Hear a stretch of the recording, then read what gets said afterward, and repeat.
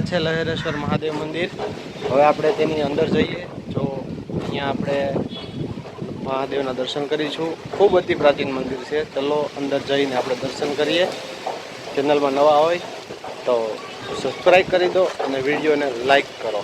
નમસ્કાર મિત્રો, આ મંદિર લહેરેશ્વર મહાદેવના નામે ઓળખાય છે। અહીંયા સમુદ્રનું પાણી અંદર આવતું હોવાથી, ભગવાનનો અભિષેક કરતો હોવાથી આ લહેરેશ્વર નામે ઓળખાય છે। જોઈ લો તમે અહીંયા લહેરેશ્વર મહાદેવ। હવે તો આપણે દર્શન કરીએ। નાની ગુફા છે, અંદર મહાદેવ બિરાજમાન છે। તમને હું અંદરથી દર્શન કરાવી દઉં મારી યુટ્યુબ ચેનલની અંદર। આ રીતે ગુફા છે। અહીંયા સમુદ્રનું પાણી અહીંયા અંદર ભગવાન પાસે આવે છે, એટલે લહેરેશ્વર મહાદેવ તરીકે ઓળખાય છે। જોઈ લો તમે, દેવાધિદેવ મહાદેવના દર્શન કરી લો। આ રીતની ગુફા છે, જૂની ગુફા છે।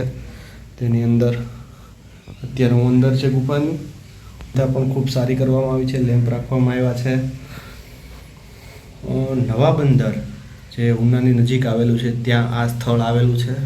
અહીંયા આવી તમે મહાદેવના દર્શન અચૂક કરજો, જે લહેરેશ્વર નામે ઓળખાય છે।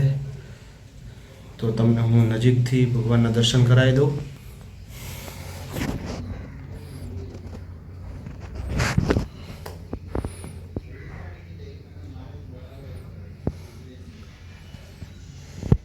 કહેવામાં એવું આવે છે કે સમુદ્ર ખુદ અહીંયા અભિષેક આ ગુફાની અંદર કરે છે। અહીંયા બાર આ રીતે સીડી છે, આ રીતે સમુદ્રનું પાણી અહીંયાથી અંદર ભગવાન પાસે આવે છે, એટલે આ જગ્યા પડ્યું છે લહેરેશ્વર મહાદેવ।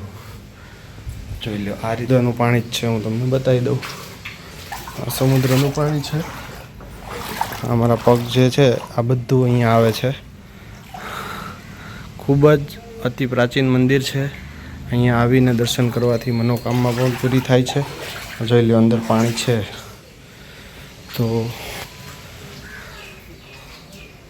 આ મહાદેવનું ખૂબ જ અતિ પ્રાચીન મંદિર છે। આવા નવા વિડીયો જોવા માટે મારી ચેનલને લાઈક કરો, શેર કરો અને સબસ્ક્રાઈબ કરો। તો હવે આપણે ગંગેશ્વર મહાદેવનો વિડીયો આગળ આવશે, ત્યાં સુધી ચેનલને સબસ્ક્રાઈબ કરી નાખો। હાય।